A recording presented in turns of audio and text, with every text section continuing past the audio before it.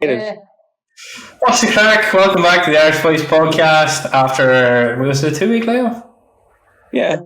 We had a break and then work. International break and work and life. That's what happens when you can't get a contract as a professional podcaster. Life just kicks you in the ass.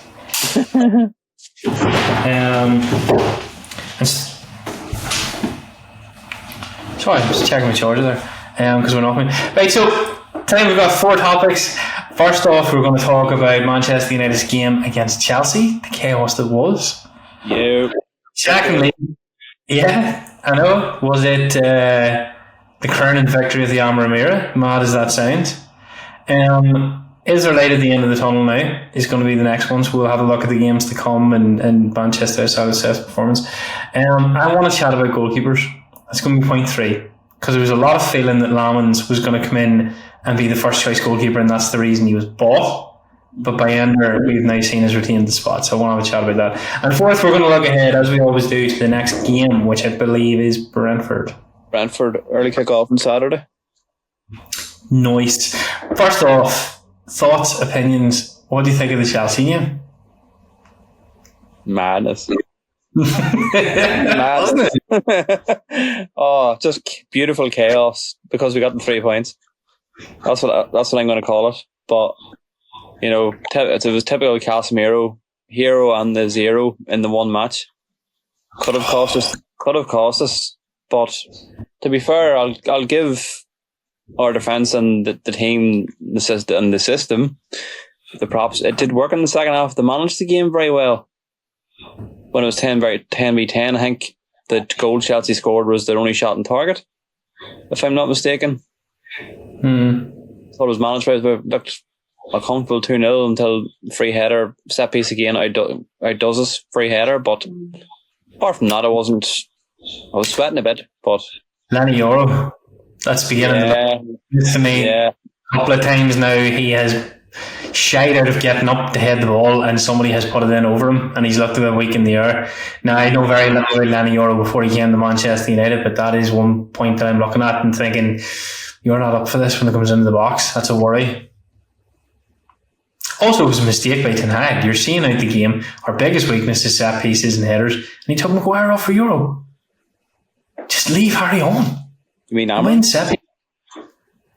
Yeah, I didn't understand that from Amram. Harry Maguire goes off the pitch, Euro comes on, they score a goal, their centre-back gets up, Euro didn't want to compete, you could argue Maguire. It just, I don't know. Yeah. What did you think before we dive into Amram's decision-making? Very nervy at the end. Wasn't it? Uncomfortable when we were 2-0 up. But that's just the drawback being a Man United supporter at the minute. There was good passages of play and we could have got more. But I think also, Kieran and I were discussing before we came on air that Chelsea were missing a few key players. You know, so it's just, and then with their goalie going off in the 6th minute or something like that. You know, that threw their game plan out the window. You know, it's still, I am still nervous watching Man United. I'm not comfortable, as that's what I said, even at 2-0 up. And I was just crossing fingers and toes until we got it over the line and got the 3 points. Yeah. Who are Chelsea missing? Cole Palmer went off with an injury. He went off early. Oh, yeah. He had a nice pack on his groin or something. Yeah. Levi Cole, the big miss for them. That defence hasn't looked great since Colwell got injured. Yeah, and then they didn't take Pedro Neto off. And it had to. That was a change. Oh, if we had one singular game, right? You cannot judge either team on that match. No. That match was a singular event from start to finish. The rain was insane. The play from both teams was erratic. And then Sanchez goes off the pitch and Manchester United looked in the ascendancy and Maresca bricked it with the substitutions and got it completely wrong. United were completely coasting, got the second goal. Casemiro just goes and gives away the most stupid free kick. And I mean, I know people will say it's harsh, but don't give the referee the option. It was very harsh, though, in my opinion. You know, well, yeah. I think Yeah. the ref, You see them in every game. Yeah, Occasions, and and the ref lets it go. the fact that it was his first foul after, fair enough, he did get a yellow. The first yellow card was a yellow, fair enough, but for to give a second yellow, I think the threshold has to be a bit higher. Now, for saying that he got I know he pulled him back a wee bit, and he tussled for the ball, but he got his leg across and he got clear connection with the ball. I think like I said, I've last warning. Watch yourself. You're on a yellow here. Like, the letter of the law is a yellow card, though, Kieran. yes, I get that. If he wasn't, But the referees could use discretion. Yeah, no, but the argument could be made that Andre Santos was charging forward with the ball and was intentionally pulled back to stop a counter-attack by Casemiro. And I think that's where it starts to get, if you follow the letter of the law, it's a yellow card. Now, I agree with you, it's discretion, and I agree with Kieran, it's extremely soft. But what I'm saying is, why give the referee the option? You know that he's given the red card early. You know that he probably feels nervous a wee bit about that. And you blatantly pull the player back when you're in a yellow card. You're opening yourself up to going off the pitch. So I don't think Casemiro can be too annoyed. I think it was very fucking stupid, to be honest. Yeah, unless the referee's a bit of a dickhead and just thought, I'll even up the score here, 10 v 10. But I think they're inclined to do that, Kieran, because it's a hard decision so early in a game to essentially, as people will look at it and say, spoil the game. To send the goalkeeper off and force Chelsea to make tactical substitutions that fed into Manchester United's hands. So I think just don't give him the option. Andre Santos was going nowhere. He was not going to charge through and put the ball top bins for Manchester United. So that's where I looked at it and went, why did you make that tackle? You're on a yellow card, you pull the player back, letter of the law, if he deems that to be an attack that you intentionally interrupted, then that's an intentional foul, so it's a yellow card. Yeah. So why give him that option? Again, you could also look at it from point of view. We could point at the midfield. I know Casemiro in his head was a baller of a holding midfielder, but obviously, he's not as quick anymore, or as hasn't got the legs he used to have. And in that system in midfield, he's trying to, which he should have done, use his hands to make up for his lack of pace, and then gets a yellow card. Getting the ball or not, he did pull him back a bit. Soft or not, but that's another thing people could point to, playing Casemiro midfield. Yeah, again, I'm not going to dig out Amram again on transfers, guys. I'm not, because we're not going to get into the rabbit hole again of whether he chose the midfield. But no. It is a weakness in that midfield. I don't think he trusts Kobe Mainoo to come in and play midfield at the minute. And it's between Casemiro and Ugarte. Ugarte hasn't looked great. So, yeah. It's a massive 3 points. It's huge. It's massive. Do you think it saves Amram, Mum? Oh, no. It's too soon. Not yet. It's 3 points, one game. But for momentum going forward, it's important as well. Yeah. And he pointed that out as well. He's like, we need to build momentum now. Yeah. It's such a stat that angers me, but it's true that he hasn't won back-to-back games in the Premier League. It's either win, draw, lose, draw, win. So lunchtime Saturday is a bit more a game I'm more looking forward to if we can get back-to-back wins. Did I see something mental that that's United's first time winning 2 back-to-back games at Old Trafford since 2023? Yeah. What do you say to that? Do you know? It's mental. Well done, United.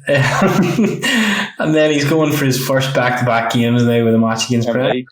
And should be making it reasonably. Should be 3. Sunderland the game after at home. I can I've not jumped the gun on that one then. Sorry, I was going to say something, no. But I'm not. What were you going to say? I was going to say I can see that'll be Lemon's first game. Sunderland. The Lamans. We'll talk about the goalkeepers in a bit, mother. So here, what do you think? Green shoots, positivity, or was it just a write-off that game? I personally thought it was a write-off. Like, what do you take from that? What can I judge about Manchester United with that? I tell you what I can judge even with playing against 10 men, they still can't find Benjamin Sesko.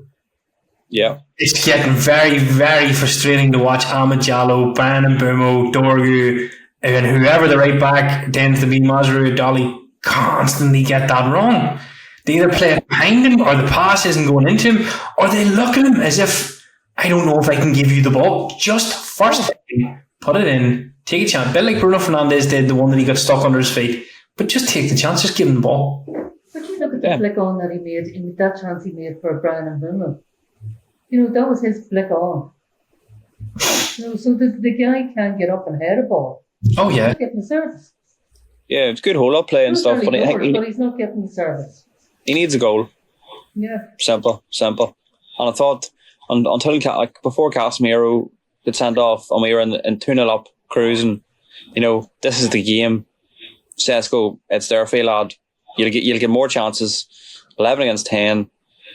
Defence more open. He's going to get his. I had a good feeling he's going to get his goal, and then red card, game changes, chaos, second half. I was gutted for him being taken off, but I could see it made sense, the substitution. But I don't know. I'm just not seeing in the forward line. People compare Sesko, as they're going to, right, with Gyökeres, because we were after Gyökeres and Gyökeres came in for Arsenal. Gyökeres is scoring, he's made a good start. Arsenal play for Gyökeres. Eberechi is goal second, assist first. He just wants to put the ball. He's at his happiest when he's ghosting past people and making opportunities for his striker. Zubimendi is a bit the same. Declan Rice is quite selfless. And, Arsenal are playing for Victor Gyökeres to get him goals. Whereas with Manchester United, I feel like we still have a bit of great. Brian Mbumo is brilliant, right? I'm not going to dig him, but he's annoying me with his lack of intention to find Benjamin Sesko. And I know he had that connection with Wiese at Brentford, so he's not really used to playing this formation, but he's blatantly not giving Sesko the ball. And Jallo's the same. Jallow gets himself into positions where the ball needs to go in first time to Sesko, and he either takes the piss and plays it in too slow, or it's very frustrating to watch at the minute. I think Dorgu's very frustrating to watch as well. Don't like him, Kieran? No, I think he's a good, we say the word potential, he's got the attributes, but I think the amount of times in the last couple of games, the space that United have in them high wing back areas, where if we had a player of star quality in them positions, of better quality than Dorgu and Dalot, and players of such in them positions with lots of space, it could be so much more dangerous and so much more goal scoring opportunity. Yeah. Sorry, what I was explaining was Patrick Dorgu. He burst past two Arsenal players the other day. No, sorry, Arsenal players, Chelsea players the other day.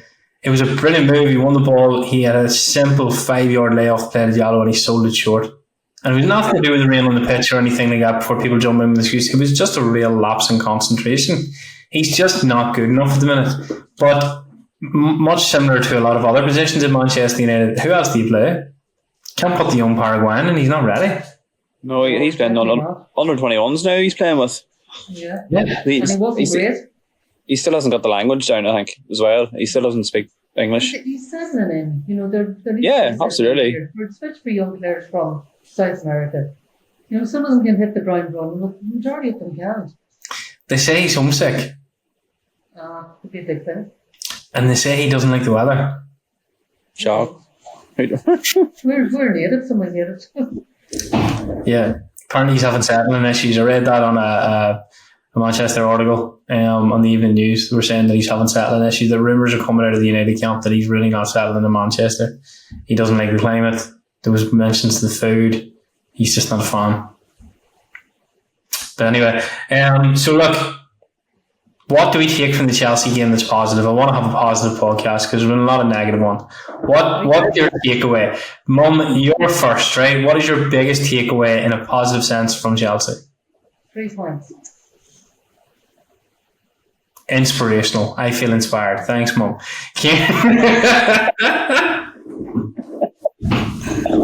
Oh, full of wisdom as always. Anyway, insightful. Swiftly on. 3 points, yeah.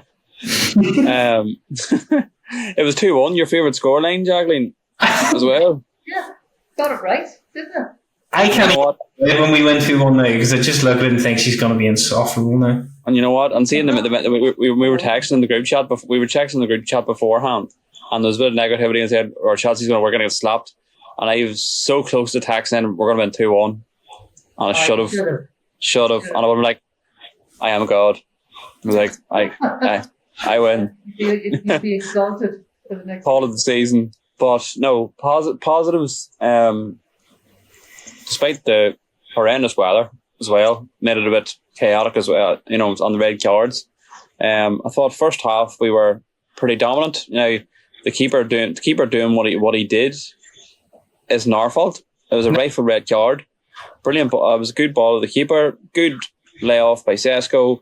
Bemo straight through. If the keeper doesn't come out and clatter him, 99% sure Bemo's going to put that away. From what we've seen of him, he's been probably the best signing I think so far for Amram. And no, going 2-0 up, I thought we controlled Chelsea. We didn't look. We're playing against title contenders, and you know the confidence issues that we've had. I thought we'd done well the first half. And then as I was saying to Jacqueline there before we came on live, the second half, yes, was madness. But I thought, you know, even with the players that Chelsea lost, you know, for to be world champions and you won a European trophy and all their title contenders this year, and United are shite. You know, we controlled them very well, I thought, apart from the last maybe 5-10 minutes whenever they got the goal. You know, and I believe that was their only shot on target. Yeah. You know, so I thought game management wise, I was happy with that.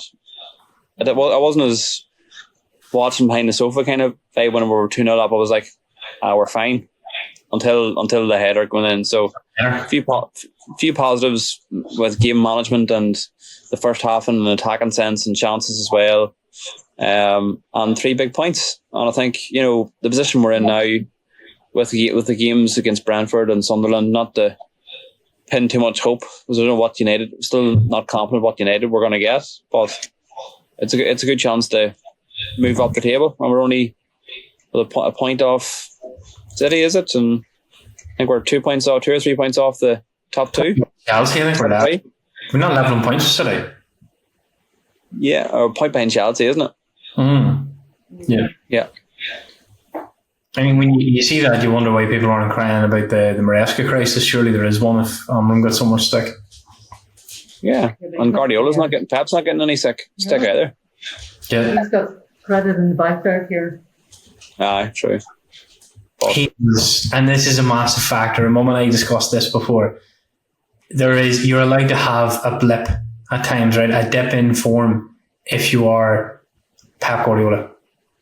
Yeah. Or you are the likes of Eddie Howe, because you essentially took your club to another level and you took them up to a point they wanted to reach. Now, Eddie Howe is different in the sense that he needs to push on a level because Newcastle will not suffer him just mediocrely going about trying to get into the Champions League. But Pep Guardiola could not qualify for the Champions League, and I would be pretty sure if he wants to stay at City, they're not going to not let him. You know, because you talk about one of the best managers of all time. And Ruben Amram doesn't have that. He has no credit in the bank. I don't think that the only thing he can kind of hold up CV wise when you look at the Manchester United situation is, right, well, look, Sporting Lisbon were in a similar situation. They were really languishing. They were spent force in Portuguese football, and they made wholesale changes and they took them to the top. So give it time type thing, but he won't be allowed the time he got at Sporting to make that happen.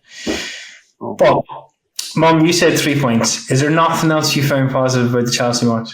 Do you just think you can't read too much into it? I just think it's still chaotic football. There's glimpses at times, but it's not sustainable. You know, we need to be. It's just. I think you asked me the other night about watching football, and I said, "No, give it a break for a while," because Man United are so. And you know me with watching football, Lord. Yeah. They are so frustrating at the minute. Like Kieran says, but he wasn't, you know, behind the couch watching it, you know, that if I had a couch, if I was sitting on a couch watching it, I would have been behind the couch. Yeah. And then I went for a walk down the backyard at one stage. I was It's just not resigned. enjoyable for me at the minute. I think I resigned myself to, oh my God, this is going to be a draw. And once I seen the goal, it was like, they'll score. No. Just in United to capitulate here. So I think if we're going to draw positives, I think Kieran made the point earlier that Manchester United managed the second half quite well. And in parts, I thought they did. They were very unexciting in the second half. But we had 10 men and they had 10 men. I mean, it would have been interesting to see Manchester United compete with Chelsea 11v11 for 90 minutes. Because it was the sort of day where you would have seen some horrendous football, but maybe glimpses of United. Does he pile pressure onto the Brentford game now? I think so. Well, that's what my point I was trying to make earlier is like the fact that Amorim doesn't have that credit in the bank that maybe Pep Guardiola does. And I'm sure he'll be aware, or the journal at his press conference now, probably on Friday, he'll be made aware of the stat that I mentioned, that he hasn't won a back-to-back Premier League game. Yeah, I think he knows, Kieran. Yeah, I think he knows well. He knows. It's brought up a bit. And it's like what he said after the match as well about the momentum and everything else. I think he's 100%. He speaks very well, and he's 100% right, and he's not deluded. Or he's not stupid, And if he can grab a win, the early kick-off on Saturday, all of a sudden it's back-to-back wins, and you're going against newly promoted Sunderland next. So it is a good chance to bring a good bit of momentum into the season and see where he ends up. I think our next couple of games now are all about points. Yeah, and points on the board.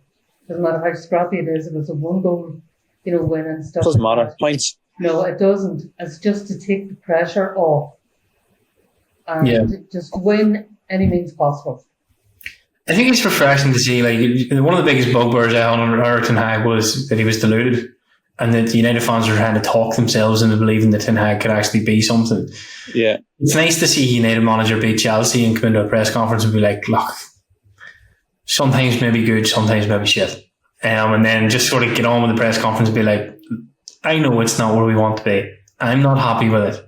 But it's 3 points. It's a reflection of where we're at as a football club. So we can bring it into Brentford and we keep trying. And I think he's looking at it going, I need to get these points to survive, because I'm not going to win anything with this squad. And it's just about keeping me in a job now. Yeah. He needs to yeah. Yeah. But if he beats Brentford and Sunderland, right? I think he's in the shout of top four. If you look at the fixture list, that sounds mad, right? But you look at the fixture list, right, of every team between now and us playing Liverpool, and I think when he goes into the Liverpool game, he's teetering on the verge of top four. Yeah. It's a very tight start to the season. Only Liverpool are being consistent. Arsenal messed up again in the City game. I think they've handed advantage to Liverpool in the title race. That sounds insane. But who's going to beat Liverpool? Liverpool are that good at the minute. Liverpool are playing some of the worst football I've seen them play under Slot, right? They're but they're getting the points. They're lucky. They've won every game in every competition that they've set out to do. Mm-hmm. Liverpool have not looked like losing this season, and that is a team that I think is playing some of the worst football and some of the most fragile football I've seen under Slot. And I make this point to say Liverpool will be a juggernaut this season. So Liverpool will run away for the league, and I think we're going to be at Christmas time looking at the top four race. There's bar Arsenal, Chelsea, City. No one is really shouting at me like, "Oh, we'll grab third." Arsenal look a shoe in for second, I think, because they dropped points, but not narrowly. Liverpool beat them 1-0 with a fantastic free kick, and I think Arteta got it wrong in the first half against City. He could have beat City, but he was afraid to. So I think Arsenal gets second. Would you agree? The good squad, yeah, the good squad. So, yeah. I would agree. So who takes those three other places? Because I think with the strength of the Premier League teams this year, there's a few of them going to go far in Europe. Mm-hmm. So, I mean, Newcastle aren't shedding the world of light. Don't look the same like Isaac. Man City, that's a rebuild. It'll be chaotic. They'll win some, they'll lose some, there'll be some shocks along the way. Chelsea have fallen off a cliff. Or world champions, as Kieran alluded to. Spurs. Yeah. Hey? They're going to be iffy as well. You don't know. I think the only two at present, by watching football by form, is Liverpool and Arsenal. It's a grant for the other three positions.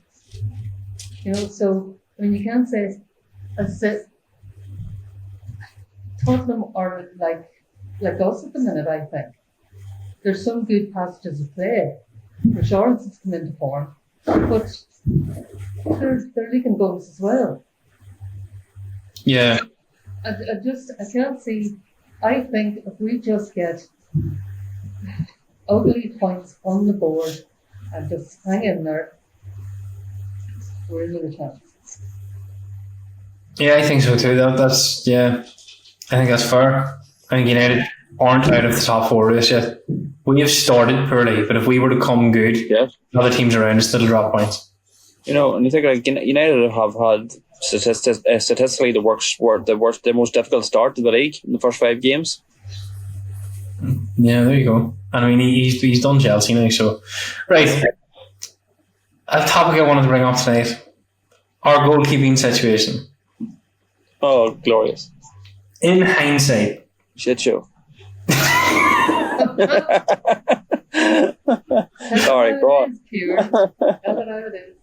What do you think of the goalkeeping situation? Lamans comes in. Bayender steps up to number 1. Onana goes to Trabzonspor, who they love, by the way. Oh, yeah. What do you think?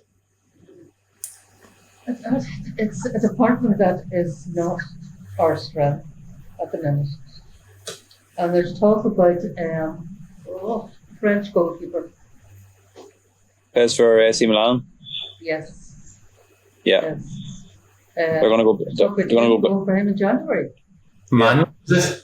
Number 1. Mannion. Yes. Yeah, something like that. Yeah. So, what? I know. The United stand and all had it up there in the socials during the week. Apparently, they don't want Bayender either, but they want Lamens to be the number 2, and then they're going to go big on like a marquee goalkeeper, like a Donnarumma kind of. I wonder did goalkeeper signing that before the signing though, that he was never going to be the number 1 goalkeeper, that he's backup. You don't know. It's all like as we love the rumours and bullshit on the Chinese whispers, but it's. I'm stunned. He's doing very well in training. Yeah, that's I heard. I can say he's very impressive. Yeah, Tom Heaton's very impressive. They all seem to be very impressed with him now, and they seem to have him out. Then why did they leave him till January? Why, in the name of God, did they not sign Ami Martinez and bring in a lad that's not good enough to start? Right, put him there, and then they're going to move from Mike Mannion in January. Gaping holes in the squad at left back, right back, centre midfield, arguably defence. But don't worry about it because we're bringing in a new keeper. It's fucking Benjamin Sesko all over again. Stop trying to buy players when there's so many gaping holes. You went and got a striker and shipped off Rasmus Højlund. The boy played 14 minutes in a team that plays for a striker and scored a goal. No. It just I started this off to have a nice wee conversation about how Manchester maybe fluffed the transfer market, and congratulations, mother. She's ignited. Mike Mannion, United signed fucked about it last week in the transfer window when we all knew they needed a midfielder. They busted got to get Lamans in, slept on Ami Martinez, but don't worry about it, lads. We've admitted our mistake. In January, we'll bring in a different goalkeeper. Yeah, well, we can't play football in the midfield. No, but the goalkeeper will fix that. Don't worry. What do you say? There's a plan. Is Mike Mannion going to play midfield? Well, depending on hoping. He was a defensive midfielder. Who knows? Anderson from Forest, apparently. Who? Anderson. Elliot Anderson. It's one of the rumoured targets. One of the many here. Many. Yeah. Along with Baleba and the rest. Warden. What do you call it? There's another one that they're going to swap maybe for Camavinga in January. Aye. Pig through past that window there.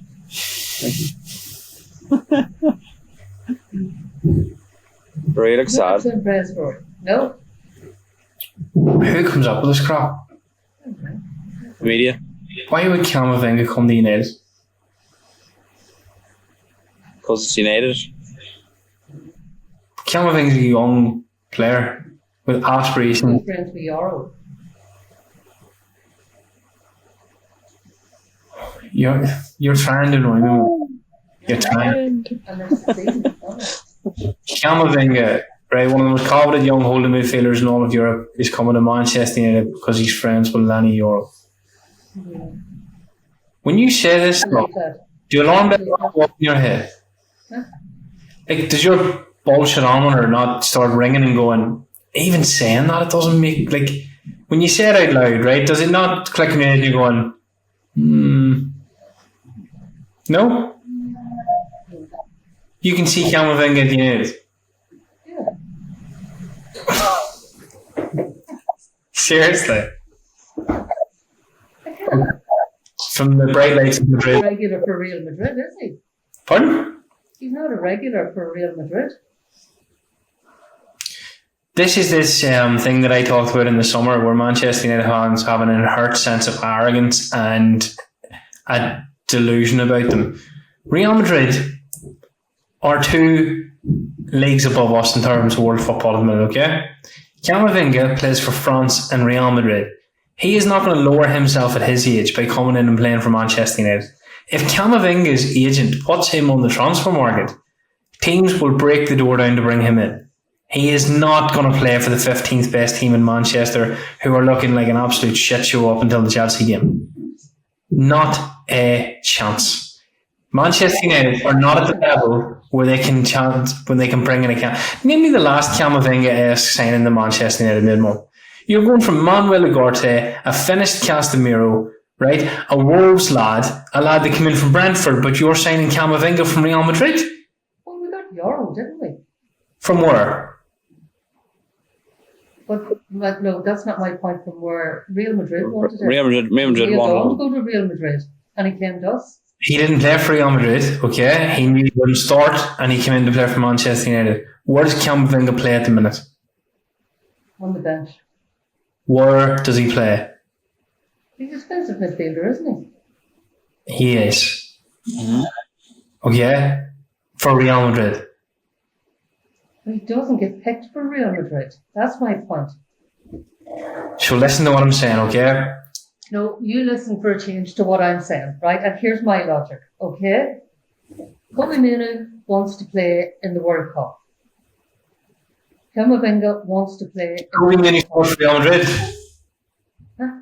Would Kobe Manu start for Real Madrid? Well, I don't know. I think No.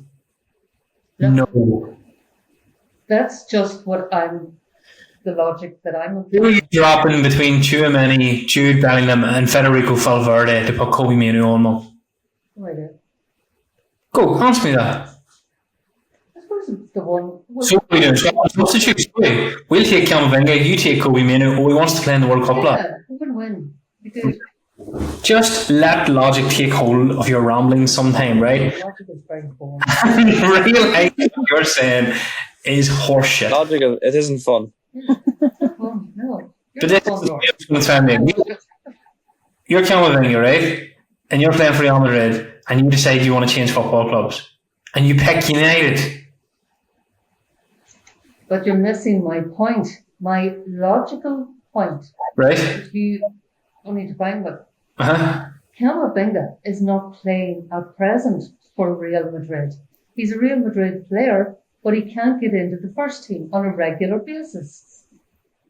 Do you not think if Camavinga comes out tomorrow and says, I am unhappy at Real Madrid, there will be better clubs than Manchester United that come in for Camavinga?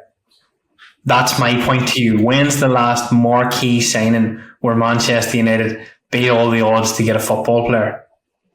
I can see both your points. You know what I mean?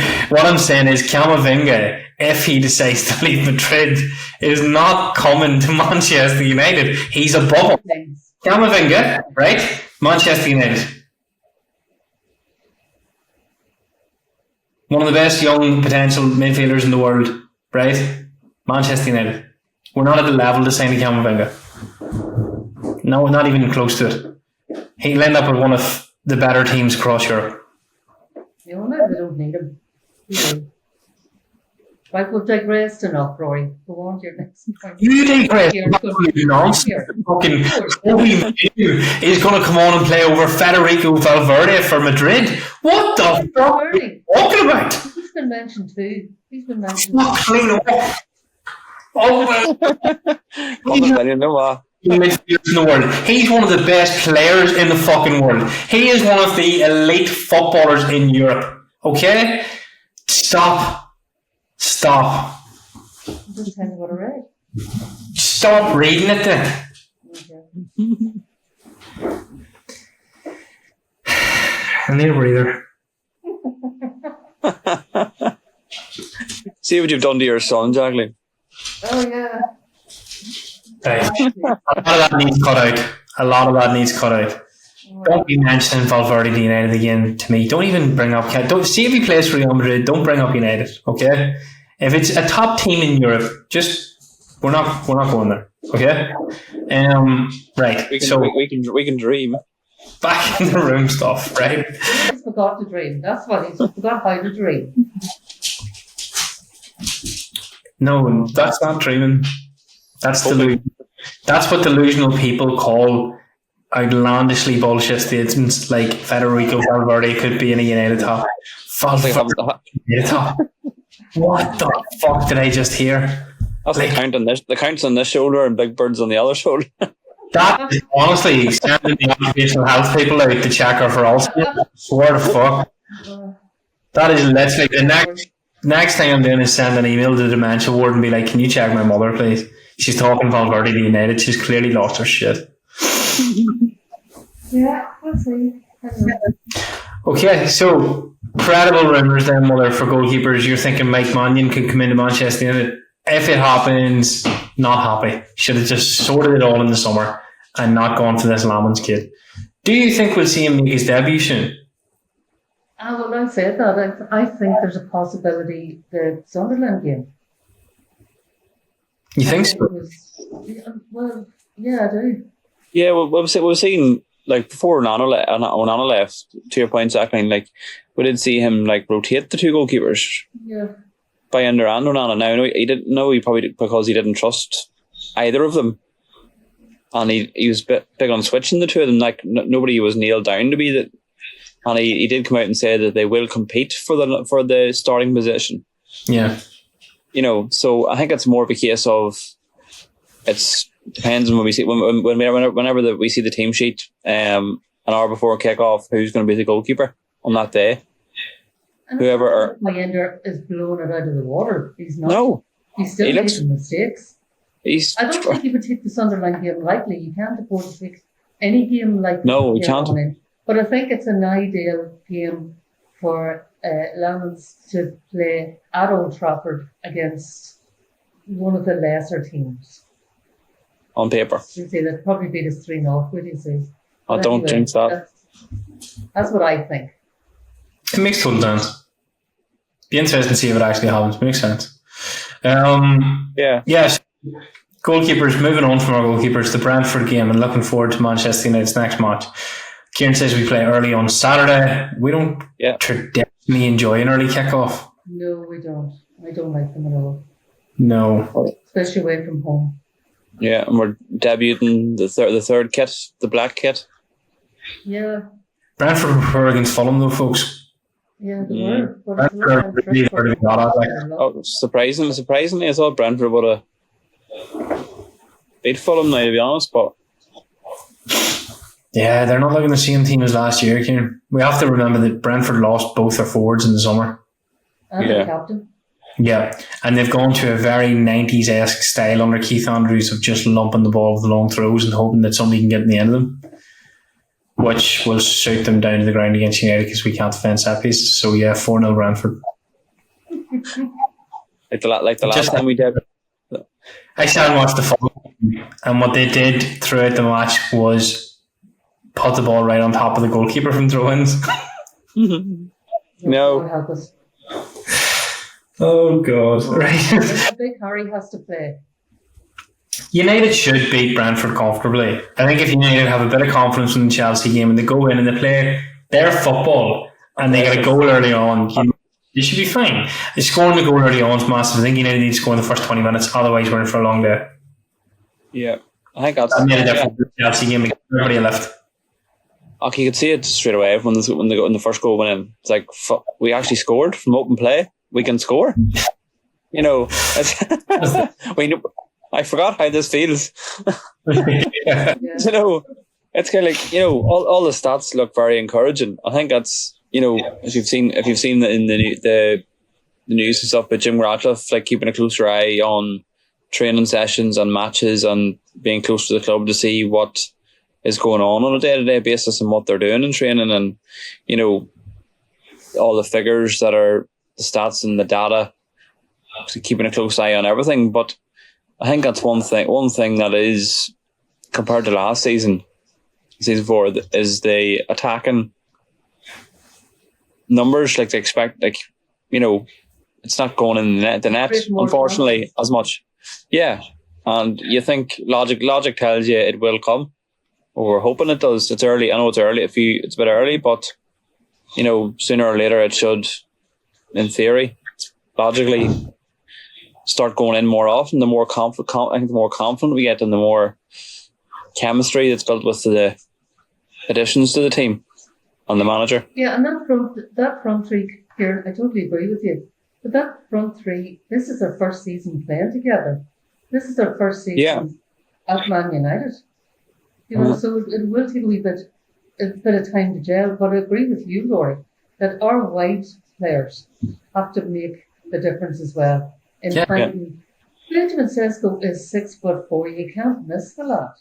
He's looking like a waste of money now, and it's not his fault. No, it's not. It's a target man that's not been targeted. So was Rasmus Højlund. Yeah. No, that has to change. I agree with you. Yeah, you can't just change the player and expect better results. Stupid. You need to find a formula that works for that striker. Gyökeres scored a lot of his goals in Portugal off the ground, this intricate play and playing the balls in. Amram's going to have to be more handbrake off when it comes to the ball coming in from those wide areas and potentially losing the ball, because that's where Sesko will come alive. And if he can't find a way to do it, United will replace Ruben Amram with someone that can. And Benjamin Sesko is brilliant at controlling the ball mid-air. You know, so just try and find him. He's a technical ball in. How are we feeling about the Ruben Amram?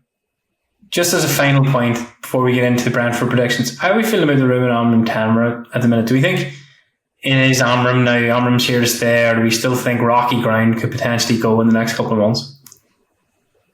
Well, I think the Chelsea game was a big pivot there. Like the way I was looking at it was, I was looking at the Chelsea game, Brentford game, Sunderland game, Liverpool. I know Liverpool might write Liverpool off because the way they're going at the minute, and then the Brighton game after. And assessing at the end of that kind of minute, we like to say acid test and seeing what results and getting the next 5. You know, and like I said, it is statistically, you know, the most difficult start on paper in the Premier League for Amram in his first full season. Now, and he's come away from the game so far in the position we're in, you know, a couple of points off second and third, level with City, Pep's team, point behind title contenders Chelsea, with the games that he's had so far. And, you know, it's about winning. It is, like I said earlier, it is about winning games and getting points on the board. Now, you take, you know, fine margins. That Arsenal game, we were unbelievable. Could have got at least a point out of that. The Fulham game, missed the penalty. There's 3 points. Could have been well up there. Yeah. You know, so I think Chelsea was a big plus for him. But I think the next few games will tell a bigger story, and if he can get the back-to-back win on Saturday, it'll be hopefully a bit of momentum and a bit more confidence. it all ties into what you're saying to what we're saying. Like, doesn't like we're talking about fine margins and goals. Yeah. Feed set with the ball.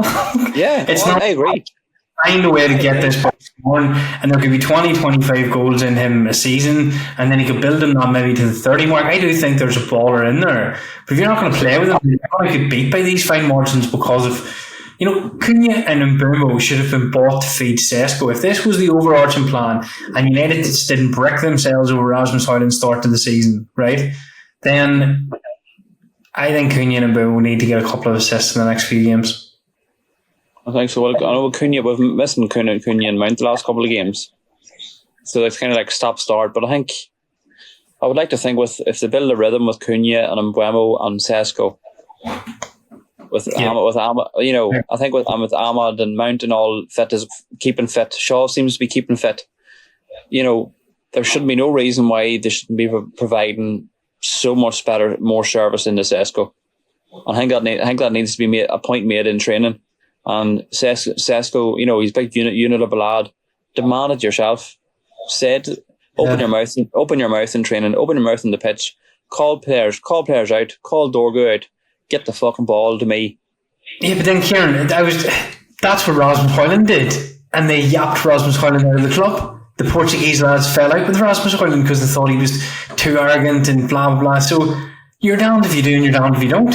Stay quiet and you won't get the ball. Kick off and the Portuguese lads might get in the club. Well, I think that's part of the deeper issue at United is the mentality issue and the egotistical issue. And I think something one of the most things we were excited about Ruben Amorim coming in. So he won't stand for that bullshit. No, if Benjamin Sesko wants to have a successful, happy career at Manchester United, he needs to make friends with the teacher's pet and Bruno Fernandes. Because Bruno Fernandes has I don't care what anyone says, he has an influence over Ruben Amorim.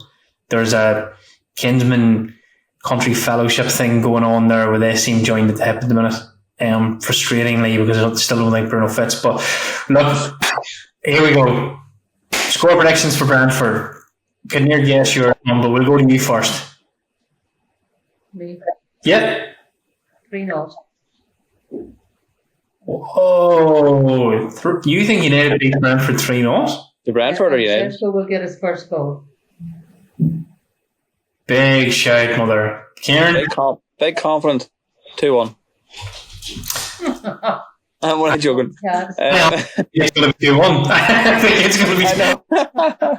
I think it's a repeat of the Chelsea format where United will score the first 2 goals, get caught out with a throw-in or a set piece, and then eke it out till the end of the game. No, I think we'll concede, but I think if they can take the momentum from Chelsea, we'll win a comfortable 3-1, not 2-1. Yeah, I think what the Chelsea game taught me the most is that it's not just the players that are under confidence, the whole football club is the minute. Amorim bricked it, and he started making substitutions, erratic decisions that a calm Ruben Amorim wouldn't be making because he really felt the weight of needing to get out of there with 3 points, especially after Yeah. So I just think that could be a format for United going forward. Get 2 goals up, Amorim kind of taking deep breaths and not wanting to go hell for leather in case they get caught. I think that kind of achy nervousness might be there for a few games. But I don't see anything but a win, guys. I'm super confident with this one. Well, I hope your confidence manifests through to the squad for a change. Yeah. Mount hat-trick. You call me delusional? Mount hat-trick. Mount hat-trick. If it happens, I will party for a week. Mates. I want to see that lad do well. If Mason Mount scored a hat-trick, I'll give you 50 quid. 110. Harry Maguire scored and earn his statue. Kieran, I'm going to hold you to that. Now, there's been a few bets have shifted in my favour over the summer. Well, I'm pretty confident this one. Yeah. With a hat-trick, you may find a sick note for next week's podcast because all it'll be about is Mason Mount's hat-trick, lad. I'll even have video clips. Do you know what? I hope he gets 2. just to give you a bit of hope and sicken you. Well, folks, that is going to do us for this week. As always, thank you so much for listening. Check out the socials where Kieran is prominent on X and Mum is prominent on Instagram. Thanks for the support. We'll see you next week.